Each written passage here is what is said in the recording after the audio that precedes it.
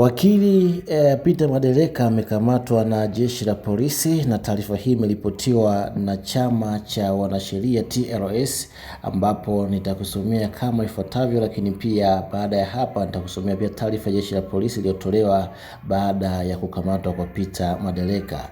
Chama cha wanasheria TLS kinasema kwamba chama cha wanasheria Tanganyika TLS kimepokea kwa masikitiko makubwa taarifa ya kukamatwa kwa wakili wa kujitegemea Peter Michael Madereka akiwa katika utekelezaji wa majukumu yake ya kitaaluma katika mahakama ya uhujumu uchumi eneo la Mikocheni jijini Dar es Salaam. Tukio hilo limetokea leo Agosti 14, 2026 ambapo baraza la uongozi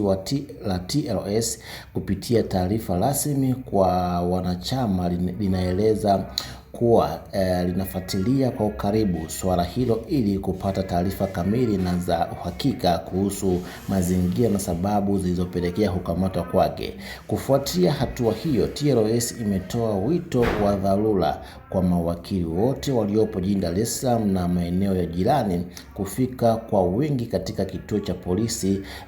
Central Police Station ili kutoa msaada wa kisheria na kuhakikisha wakili mwenzao anapata usaidizi unaostahili. Kwa wanachama waliopo Dar es Salaam na maeneo ya karibu, mnaomba kufika kituo kikuu cha polisi kwa ajili ya kutoa msaada na kuhakikisha wakili mwenzetu anapata usaidizi unaostahili katika mazingira haya, inaeleza sehemu ya taarifa ya TLS. Wakati jitihada za kufuatilia suala hilo kupitia njia rasmi zikiendelea, baraza la uongozi wa TLS linawasihi wanachama wote nchini kuwa watulivu na kuepuka kusambaza taarifa ambazo hazijathibitishwa kabla ya chama hicho kutoa mrejesho wa hatua zaidi. TLS imethibitisha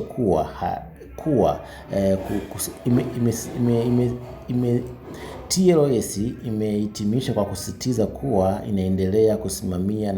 na kutetea kwa dhati haki, utu na uhuru wa mawakili wote nchini wakati wakitekeleza majukumu yao ya kitaaluma kwa mujibu wa sheria za nchi. Lakini pia nitakusomea taarifa za jeshi la polisi ambalo pia wametoa taarifa yao baada tu ya kumkamata Peter Madereka, lakini pia baada ya TLS kutoa taarifa yao kwenye mitandao ya kijamii.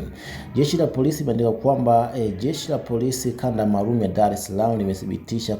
kumshikilia na kumhoji wakili Peter Madereka, wakili wa kujitegemea Peter Madereka kwa tuhuma za kudharau amri zilizotolewa na Mahakama Kuu ya Tanzania Division ya makosa ya rushwa na uhujumu uchumi. Taarifa hiyo rasmi imetolewa leo Agosti 14,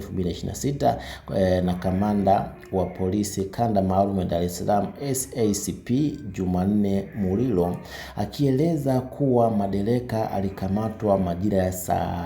9:30 alasiri katika maeneo ya Mikocheni B, wilaya ya Kinondoni.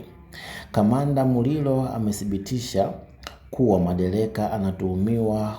kukiukwa na kudharau amri halali za mahakama hiyo maarufu kama mahakama ya mafisadi zilizotolewa mnamo tarehe 27 Julai mwaka 2026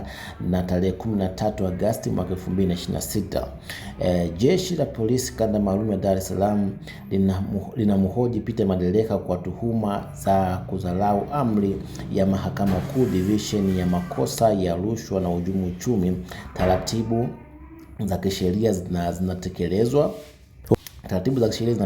ili kufikisha kwenye mamlaka nyingine za kisheria kwa tuhuma zaidi,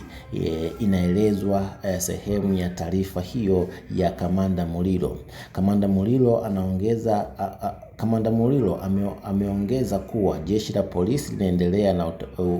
utekelezaji wa msingi ya kisheria na pindi mahojiano na taratibu zote zitakapokamilika, mtuhumiwa huyo atafikishwa kwenye vyombo husika vya kisheria kwa tuhuma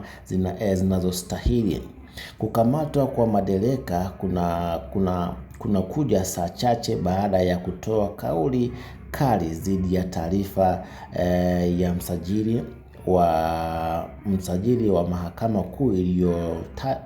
iliyotaka mawakili kutozungumza na vyombo vya habari katika viunga vya mahakama. Naam, hiyo ndio taarifa kutoka TLS, lakini pia na jeshi la polisi kuhusiana na kukamatwa kwa wakili Peter Madeleka, wakili wa kujitegemea huyo ambaye amekamatwa katika mahakama ya hujumu uchumi Mikocheni B jijini Dar es Salaam baada ya kuzungumza na vyombo vya habari, jambo ambalo lilikatazwa na mahakama hiyo kwamba hairuhusiwi kuzungumza na vyombo vya habari ukiwa maeneo ya mahakamani hapo. Lakini TLS wametoa taarifa yao kwa ajili ya kumpatia msaada mwanachama wao, lakini pia jeshi la polisi limetoa taarifa kwamba limemkamata na kumshikilia bwana Peter Madeleka. Mwanafamilia na maoni gani? Weka comment yako hapo, lakini pia nikukumbusha kusubscribe, kulike na kushare ili uwe wa kwanza kuzipata taarifa zetu kwa rahisi zaidi.